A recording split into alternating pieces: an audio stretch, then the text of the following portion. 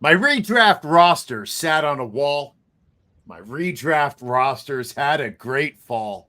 All the King's horses and all the King's men couldn't freaking put my rosters back together again. Here we are in week 2, lamenting the president, looking forward.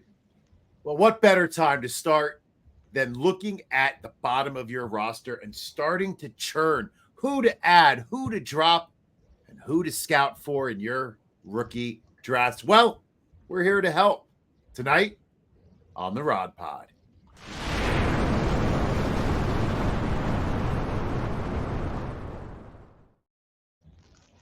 It's time to pull up a chair and talk some Dynasty Football. I am your host, JJ Wenner, and this is the Rider Dynasty Podcast.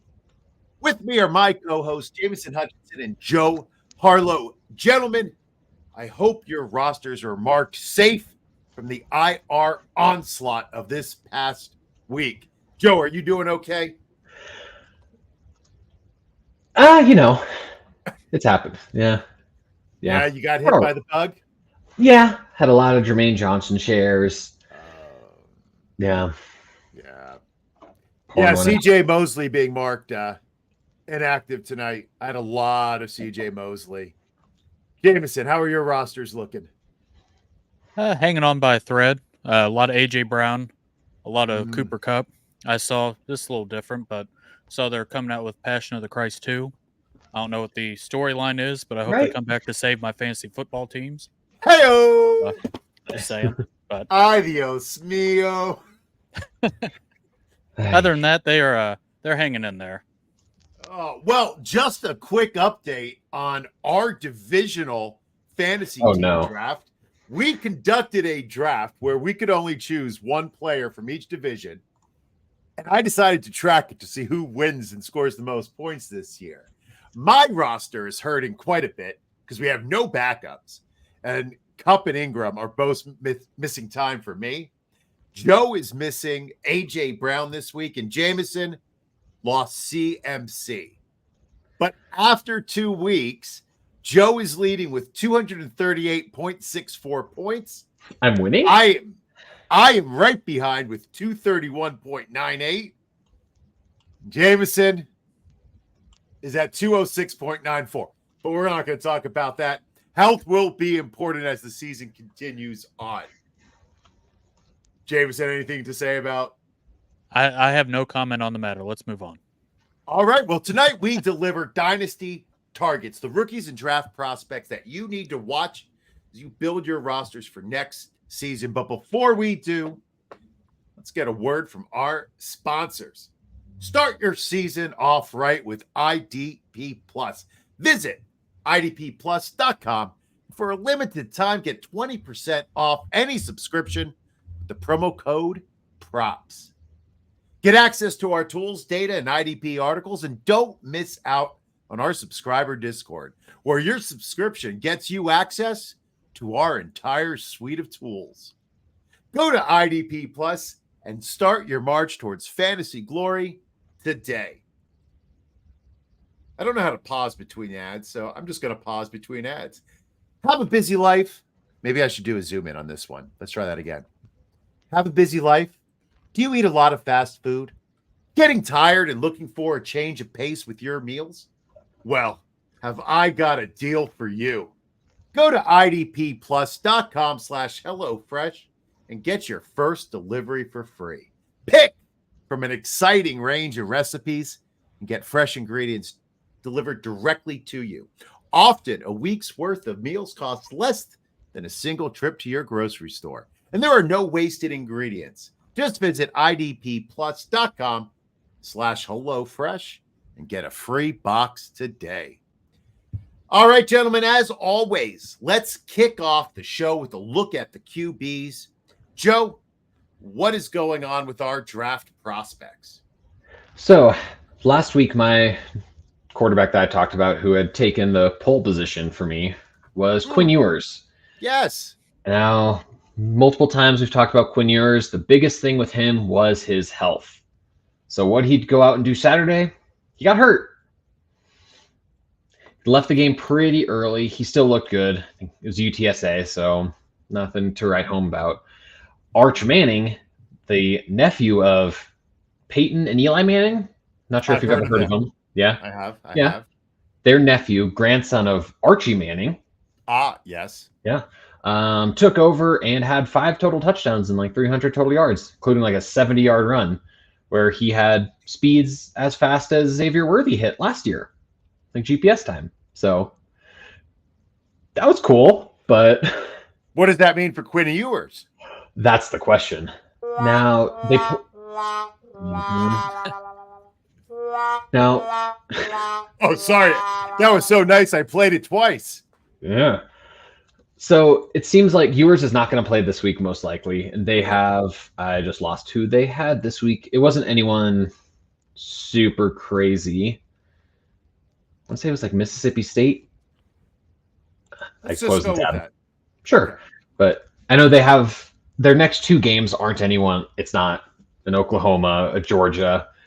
So it is going to be a couple matchups where Arch Manning can put up some big numbers, but also it's nothing where I don't expect Quinn Ewers to get Wally pipped here. Ewers has shown the Michigan game this year, throughout their run to the college playoff last year, 2 years ago against Alabama, before he got hurt in that one too, that he's the guy. So I don't expect him to get replaced, but it's definitely something to note, and it's a huge bummer to see. Would really have loved to see him be able to pad some stats and just look dominant. I think that is another thing with him, is that he hasn't always looked dominant against inferior competition. So being able to see that, like he did week 1 against Colorado State, yeah, screw you, CSU, Wyoming alum, sorry. But yeah, it would be nice to see it, but I guess we'll see. And if Arch Manning takes his spot, it'll be really interesting to see what we do with Quinn Ewers. But the quarterback I really want to talk about this week is from the SEC as well, the gumbo gunslinger, the Nuss Bus, Garrett Nussmeier. That's a lot of great nicknames. Isn't it? The Nuts Bus. Yeah. Jaden Daniels back up the last 2 years, and someone who he had a couple spot starts here and there, played a half against Georgia in the SEC championship game 2 seasons ago, and absolutely torched their backups, which are still starters on most collegiate teams. But so there haven't been many reps for him until this year. First time starting. He started the bowl game last year and went absolutely bonkers. And he's had some really good numbers, 10 touchdowns on the year, 2 interceptions. Okay. He's not physically imposing at 6'2", 200. But honestly, in this week class, he's someone who's in the conversation for QB1 for me. He's not there for most. He has some more hype going in right now, but a lot of people have him more in the early day 3, late day 2 range at highest. Okay. And I do think that's where he probably ends up. He probably ends up outside of my top 50 overall players. But there's a shot he could be QB1. He has, even though he's smaller at 6'2", 200, if he's 200, he has a super strong arm. He's able to hit all areas of the fields. It's a very flexible arm too, like we talked about with Quinn Ewers, the Matt Stafford able just to throw from all arm angles, across his body, off platform. He does have that and is a power arm. He knows he has that though, so he'll get himself into trouble a lot, just forcing it. He loves to chuck it downfield, and like this week, he threw a couple pretty bad picks or almost interceptions. Same time, he has a pretty short memory, so can kind of recover from that and keep slinging it, which I love in a quarterback. It's a reason I love a Matt Stafford. I saw Dane Brugler said he has some Tony Romo in his game, and I'm like, that's interesting. I don't have a full comp for him yet, but I think it's interesting. That's an interesting one. He has solid athleticism, but nothing. He's not a scrambler at all. He's definitely no Jaden Daniels.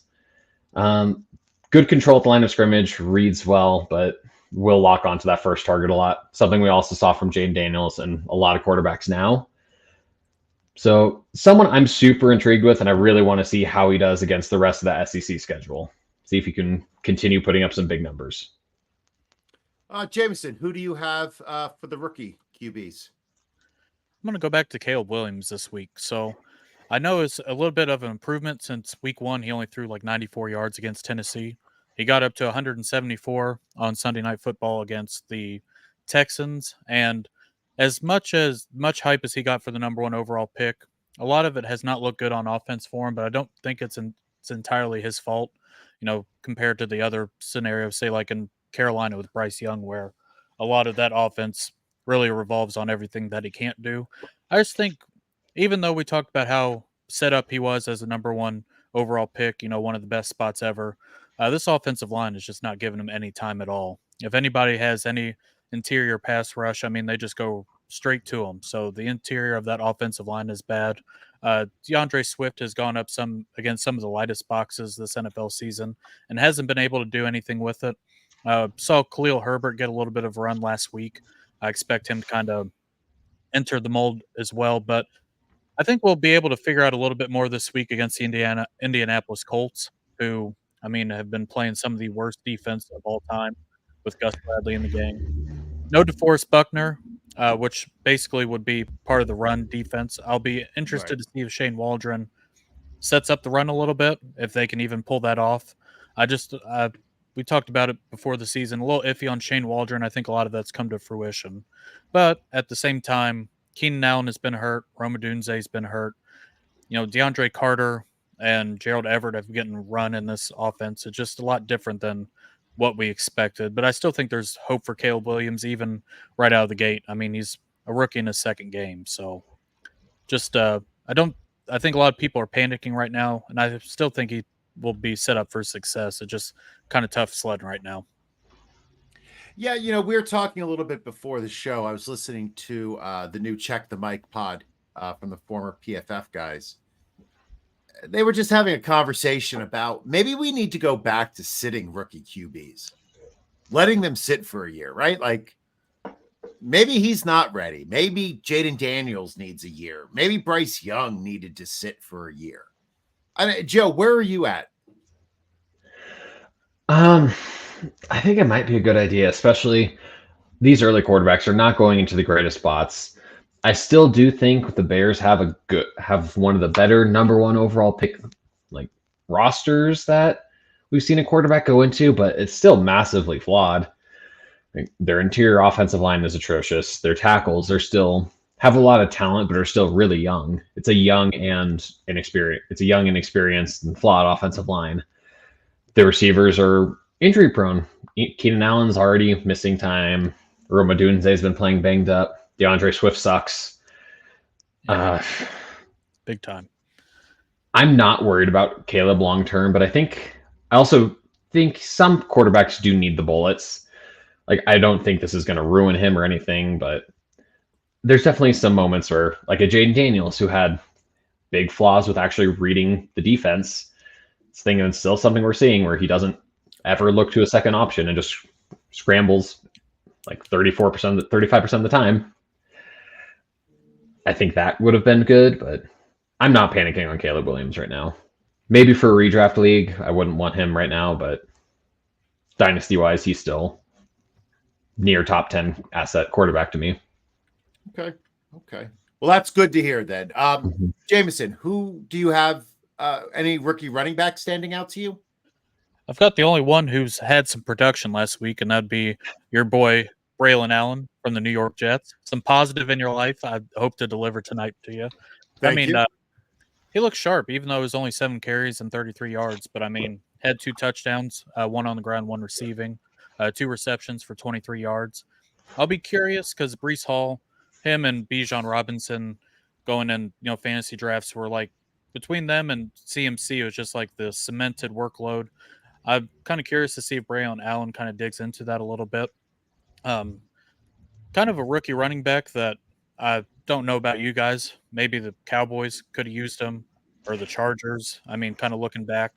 And, I always love running backs from Wisconsin. I think, kind of like tight ends from Iowa, just almost like an automatic type thing. But curious to see where he goes long term. And he ends up being one of the elite handcuffs, say if something were to happen to Breece Hall, even short term, long term. But just kind of curious to see if he ends up being kind of a viable flex option if you're in a pinch. But just really good stuff from Braelon Allen this week. Well, I am in a pinch, and he is starting on one of my rosters this week. So let's hope he still continues to carve out that share. I like the fact that it's more of a split back. It's not a split backfield. I mean, what is it, 70-30? Right. I'm happy with that. I mean, Breece Hall is not the largest of running backs. He could use a break like everybody else, especially as hard as he's been getting hit this year. So I was impressed with Braelon Allen. Seems to be a better pro than he was in college. He seems to be developing a few skills that weren't really on film, which is why he dropped. But I like his quickness. I like that he's able to make one cut and go. And he's great with the ball in his hand. I'm happy, especially because he's so young. Yeah, I mean, he just turned 21, so he's the youngest player in the NFL. So he's looked really good so far. I'm happy. Joe, who is my next great running back? Who am I going to draft? So this is more of a negative thought on a player, or really more. Ollie Gordon from Oklahoma State, someone I've really struggled with. He led college football last year, or at least the former Power 5 conferences, with 1,700 and some odd rushing yards. 21, he's a young player, long speed, 6'2", 220. So it's a big back. But there's something in his game. Haven't super put my finger on it yet, but I really don't love him as a prospect. I don't know if either of you guys have any insight on him. I think any? Not a whole lot. No, not a whole okay. lot. I can't fight your notion to bring some positivity to this discussion. Okay. So I know a lot of fantasy Twitter loves him and thinks he's the best running back we've seen since like a Breece Hall. And I really can't get there. No, the last 2 weeks again, and it's not like they've played. I think he has 34 carries for 90 yards. And it's against Arkansas and Tulsa, who aren't, well, not powerhouses. Yeah. It'd be one thing if it was Alabama and Texas. Right. But it wasn't. And for a big back, I think he plays super finesse. Don't think he likes to take contact at all. He does have he takes a few steps to get going. Well, it's like the Derrick Henry thing is he takes a few steps to get going, but also he'll run through you and run over you. Ollie Gordon doesn't do that. He super avoids pressure or tacklers. He tries to get around everyone. He is a willing blocker, which I love. And he's decent in the pass game. A lot of catches last year, but super limited routes, really just check downs. Nothing exciting there, really. Yeah, the finesse in his game, and there's just something else about it who I'm really not loving a whole lot. I don't think he's a first-round running back at all. A lot of people see that. Who would you comp him to? I mean, is he like Braelon Allen? You were saying he's a large back who didn't play like he was large. No, I think Braelon played with more power than Gordon does. Okay. I was looking for some. I saw some like Melvin Gordon ones for like a high end, which I can kind of see. I don't think he's that gifted, which is not a slight to Ollie Gordon at all. Melvin Gordon was fantastic at Wisconsin, but I don't know. I think just a super tall, high runner. I don't know if that's any big, fast runners who don't like contact. Any players like that come to mind? No, I mean, tall runners, I always think of like Eddie George. But Eddie George loved contact a little too much. Yeah. See, I'm thinking Tyler Lockett, but that's wide receiver. I mean, he will avoid contact any point of imagination. Yeah. After a deep ball, he'll just go straight down. But that's nothing off the top of my head. But now I almost wonder if like a Zach Charbonnet-esque. I think he's more physically gifted than that, but I think Charbonnet also liked contact more. Right. I don't know. It's a tough one. I know a lot of people love him, and I'm not saying they're wrong yet. It's just the film this year has been beyond disappointing. Again, less than 3 yards a carry against Tulsa and Arkansas, and on still pretty decent volume. And games that they were, at least Arkansas, they were losing the majority of that game. So, and Tulsa took them a little bit to pull away. So there's a lot of talent there. I just need to see more. Do you think he will turn it around, or are you pretty much out on him? Big 12 isn't a great defensive league, but see what Utah and K-State the next couple of weeks before Jameson's Mountaineers. But No comment on that either. If he can look better these next couple of weeks, I think I'll be back more in. But right now, I think there's a real chance he looks really bad these next couple of weeks. Then I'll be totally out. Oh, all right. Well, yeah. I don't like hearing that. But what I do like hearing, Joe, is that it's football season. And that means a trip to see your favorite team on the road, right? Well, Expedia, you get the best prices when traveling, and we are thrilled for our new partnership. Need a flight to Denver, rent a car in Miami, or a hotel to go see Oklahoma State? Go to idpplus.com/Expedia and build the best package to travel to the big game. All right, Joe, let's stick to college and hit some wide receivers. Yes, and we're going to go back to Texas. I did find the next two matchups where Arch Manning's probably going to start are this week against General Booty and the Louisiana Monroe Warhawks. And then next week, the week after, is Mississippi State. Okay. So, Arch Manning and General Booty matchup this week. Who would have thought? Matchup for the ages. Is that his real name? No. Yeah. Hell yeah, it is. That's his name. Okay, yes, hold on. There is a college quarterback named General Booty? Yes, there is. There is indeed. Oh, that's fantastic. I hope Isn't it? Pros. General's got some awesome parents. He was a high prospect. He started at Oklahoma and couldn't beat out Jackson Arnold, so see what the Warhawks can do with him. I think he's looked good the first two games. I salute him. Yeah. Anyway, wide receivers. Wide receiver, we're going to go far more positive this time. Okay. We're going with Isaiah Bond, the replacement for Xavier Worthy, and someone who I already think is a better prospect than Worthy. We also know I was super low on Worthy for having a child's body and a very fake speed score. Isaiah Bond isn't what you would call a big receiver. He's 5'10", 5'11", 180s. So he's also small, but he's not 150-something pounds that Worthy was. And he also has legit 4.2 speed. So I also think he knows a lot more what to do with it. I think he runs a lot more big boy routes. There's a lot more over the middle, crossing routes, that sort of stuff where he can actually do something with his speed instead of just go fast, run far. Kind of as a decoy more than anything. He looked pretty good at Alabama, which is where he started and was the past couple of years. Was awesome in big games. Like he caught the Hail Mary on like the 4th and 31 to beat Auburn. Had great games against Tennessee and Georgia. Against Georgia, he and Jalen Milroe, Bama's quarterback, looked like the two best players on the field. And again, Georgia, some pretty damn good football players. So that was big. Michigan this year, while he was with the Longhorns, he looked great. He had a couple really good catches, has some contested catches in his bag as well. I think he reminds me a lot of like a faster Josh Downs. We're a big fan of here. He's got a lot more vertical speed, but still, for a smaller receiver, is able to make a lot of contested catches, run some real routes. He does have some drop issues, but overall, I think he's a really good prospect. I think he's really could be a top 20 pick in the NFL draft this year. Big fan of what he's done. When he goes through SEC play again this year, I think if he can continue to put up some good numbers as they go through, I think they have Georgia in a couple weeks. I can pull it up. They have some Georgia, Texas A&M, Florida, Oklahoma. If he can put up some big numbers against them and then in the playoff, I think there's a real chance he could be a top 20 pick. That's exciting. Any rookies, Jameson?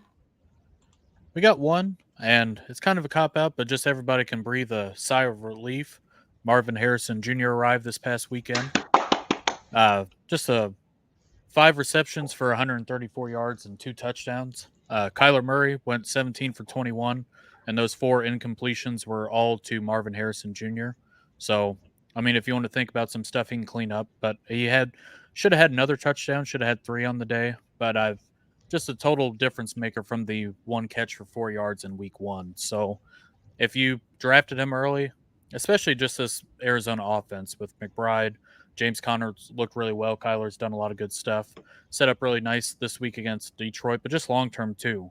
I think for some people, for as expensive as Marvin Harrison Jr. was in rookie drafts, I mean, he was 101 in most of them. And I mean, he was going 1-2 turn in some of the underdog drafts, even in redraft, I mean, second, third round. To expect a rookie, this is the ceiling outcome that you want to get from a guy. And I just think that set up nicely, I think everybody can calm down a little bit. And then I don't have really much else wide receiver-wise outside of Andy Dalton coming in for Bryce Young. I'd like to see what Xavier Leggett can do if he can get on the field. But that's just something to keep an eye out. The rest of the rookie wide receivers, not a whole lot. Jalen Polk caught a touchdown, but I mean, he had one catch for 6 yards, so not much to write home about. But the rest of them, Malik Neighbors had another nice game, but he's going to get 400 opportunities with nobody else in New York. And then Brian Thomas Jr. had an okay day. But the rest of these wide receivers, for as much talk, didn't have a whole lot of action in week 2. Can we take an aside and talk about what were thoughts on Bryce Young at this point? Now benched Bryce Young? Yeah, I would love to talk about Bryce Young a little bit. Where are you at with him? Yeah. I will say in a IDP Dynasty League, I got offered him for Will Anderson, and I rejected it pretty quickly. Oh, yeah, easily. I mean, he's not a starter. And it's super flex league. And it's like, I don't know. I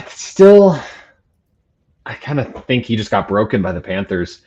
Have you seen the jump passes he was trying to do this past couple weeks for checkdowns? And just spiked one off the back of his center's head. I really think they broke him. There's still some talent in there. He was the number 1 pick for a reason, but where's he going to go that's going to give him a shot? And that's my question. Like, when it comes to football players, I'm the eternal optimist. I always think like the greatest success is right around the corner, but I don't know where he's going to go. They're not going to trade him for nothing. They're not cutting him. So he's going to sit on that roster. But yeah, at the same time, they're not going to get anything for him. Like Justin Fields went for a 6th rounder. Right. So Andy Dalton isn't the QB of the future. So even if Dalton plays better, is that really what you want? I mean, they have to play Andy Dalton just to see if they're crazy, right? Like, it's that reality check. Is it Bryce Young, or did we just build the worst freaking team ever, right? Is Leggett any good, or is he Mingo 2.0? Like, did we just do the same thing twice and say, oh, wait. So we need Andy Dalton, but if Andy Dalton wins 4 games for the rest of the year, do you want Andy Dalton winning you 4 games? I think it's just at this point, it's trying to figure out what they have. You'll have Jonathan Brooks in the second half. If you just spend a first-round pick on Xavier Leggett, you got to see if he's decent or not. And put a lot of money on. Yeah, Andy Dalton, whether he's good or not, Bryce Young's not going to let you see if the rest of those pieces are going to work out. And for just my opinion on it, I think Bryce Young's done. I think everything was stacked against him to begin with. Just, the height thing, which, some people kind of laughed it off. Seems like it's a pretty big deal now. You see him playing on his tippy toes, and I mean, that's a pretty big deal. There's a reason why they do the combine and they do all the measurements, like, quarterbacks with small hands. There's a reason, because they have fumbling issues, height, that sort of stuff. And I think banking on him was, the intelligence that he played with at Alabama, hoping that he can just kind of figure out the right reads and, kind of play his way open. But he doesn't have the athleticism as, Kyler Murray or, Russell Wilson when he was doing that back in his heyday. And it just, I know the situation has sucked, but, we saw, I believe it was last year with Andy Dalton, he ended up putting up pretty big numbers in the one game that he played. So I just think it's time. There's no reason to keep trotting him out there and expecting anything different. You can't take the team seriously. The other players wouldn't take it seriously anymore, especially with the first-time head coach. Yeah. Then, like, with Bryce Young, where is he going? I could see, like, Miami. He could work there, but is Skylar Thompson better than Bryce Young? And even Even if they taller. didn't have any backup, he is taller. That's for sure. Like if Bryce Young goes there, him and Tua, is that just unnecessary, like stress on Tua, or just putting weirdness into the room, or? Well, I would hope that Tua wouldn't be intimidated by Bryce Young. No, but maybe the former number one overall pick though, who's making still on number one overall salary.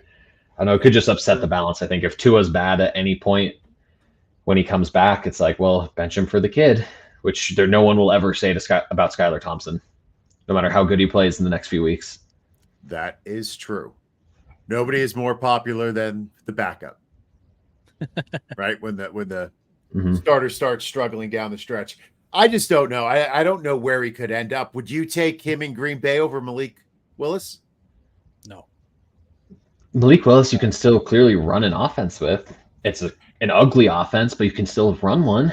So what team would you take him on? So would you have taken him over Zach Wilson on the Jets last year?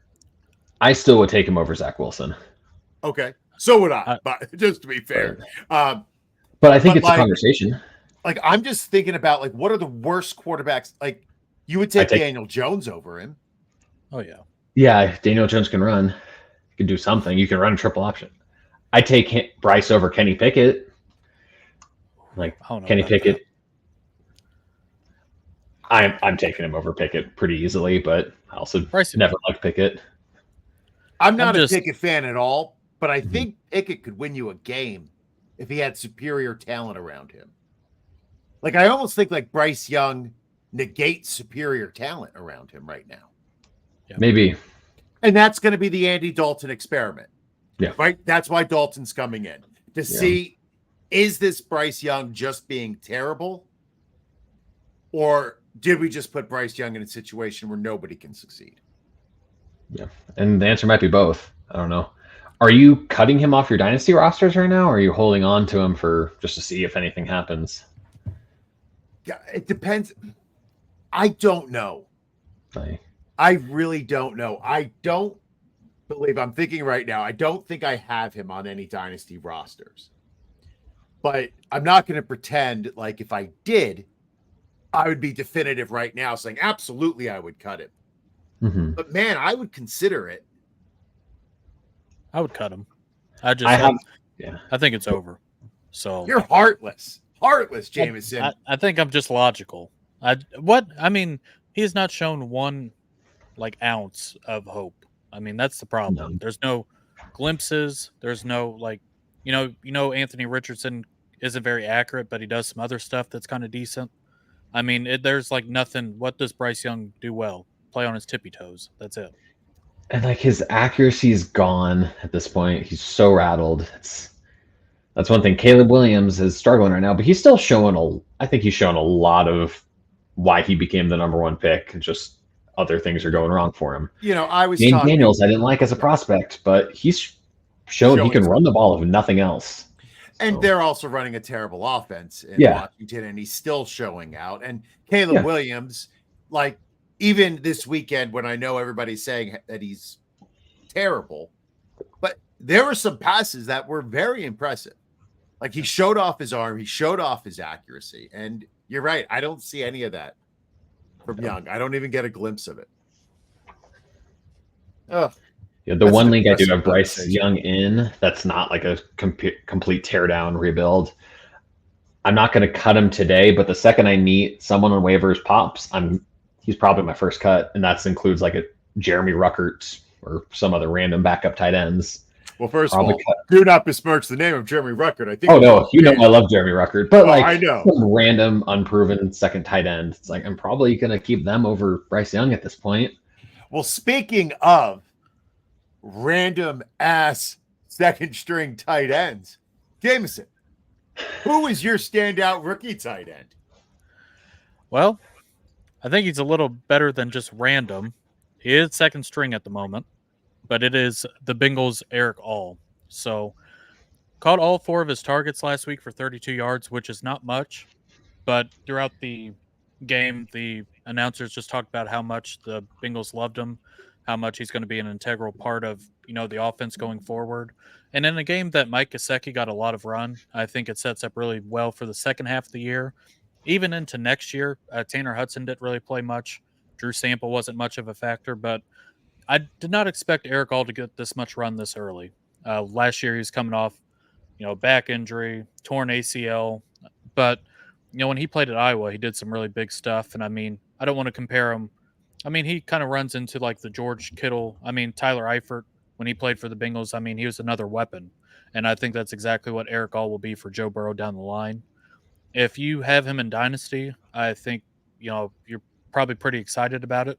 If you just have a little bit of patience, if you can get him in Dynasty, I would do it, especially in the tight end world where it's outside of Brock Bowers, who had another good game. It seems like I whiffed on that one, but Erick All, I think, is, probably the most exciting prospect outside of Bowers, obviously, in this class, and I think he's going to show out. Second half of the year, especially next year too. So, really looking forward to what he's doing. And the other thing, real quick, he's on the line to block too. He blocked George Karlaftis, so Andre Yoshivas can get a touchdown. I think that says a lot for somebody who just gets on the field who can not only catch footballs but also block as well. Yeah, I liked Erick All. I thought it would take at least another year because they also drafted Tanner McLaughlin? Yeah. Yep. They drafted two tight ends this offseason. I definitely thought Gesicki would get a lot more of the focus, but it was good this weekend to see Erick All. The sophomore tight ends are disappointing.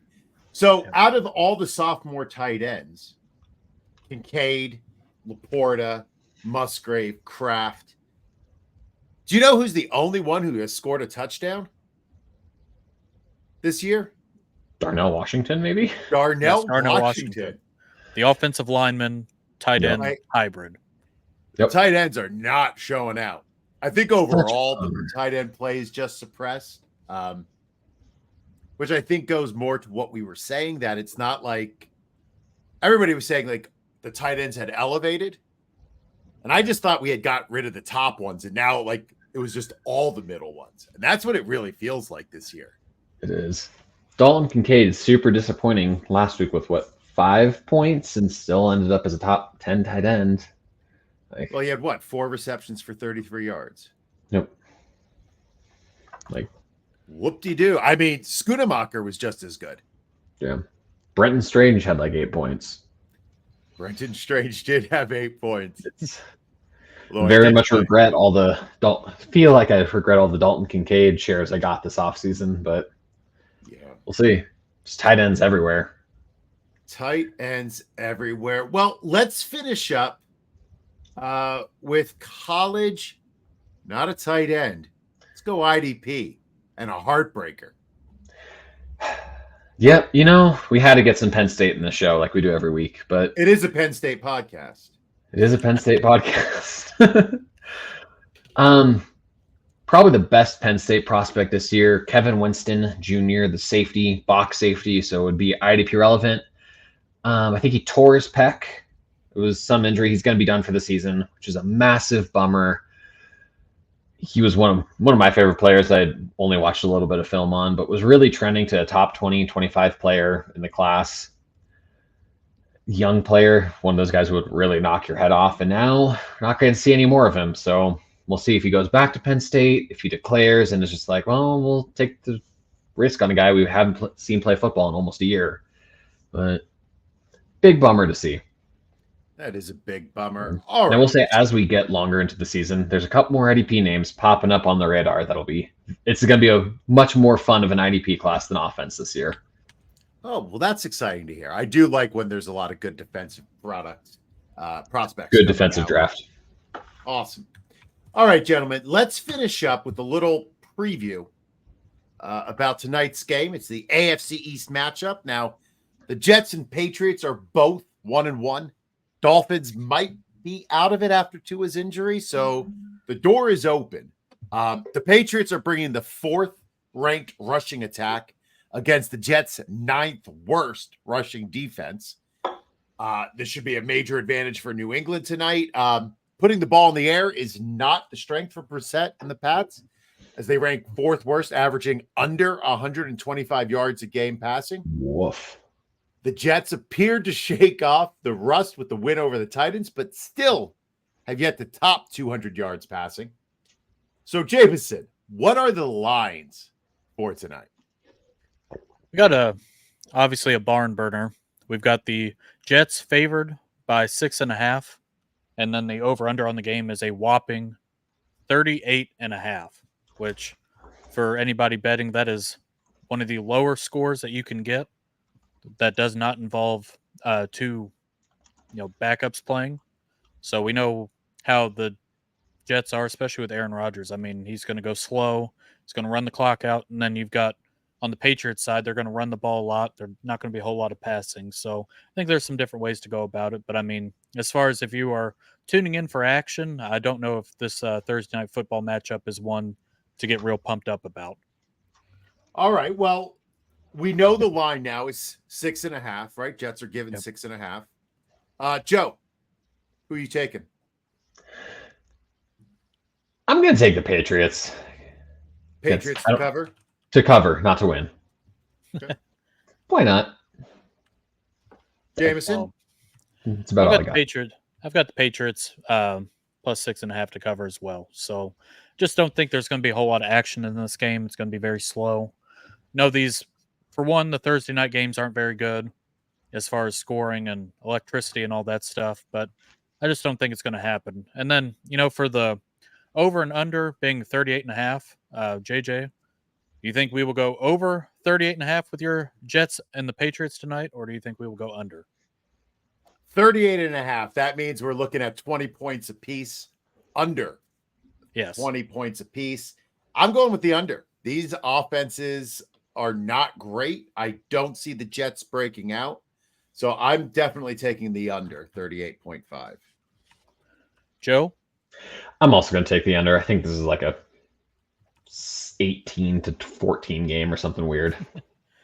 That's like 2017. I mean, that'd be classic Thursday night football. So I'm going to lean into that. Saw something that Aaron Rodgers hasn't thrown for over 300 yards since 2021.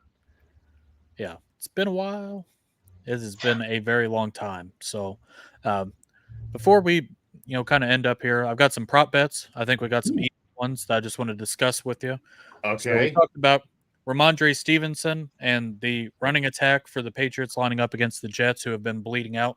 The line is at 66.5 rushing yards. Over. Yeah, pretty easily, I'd say. So we will hammer the lock on that.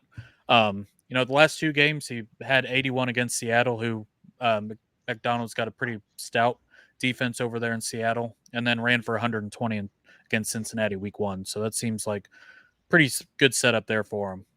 Jacoby Brissett, over or under 11.5 rushing yards.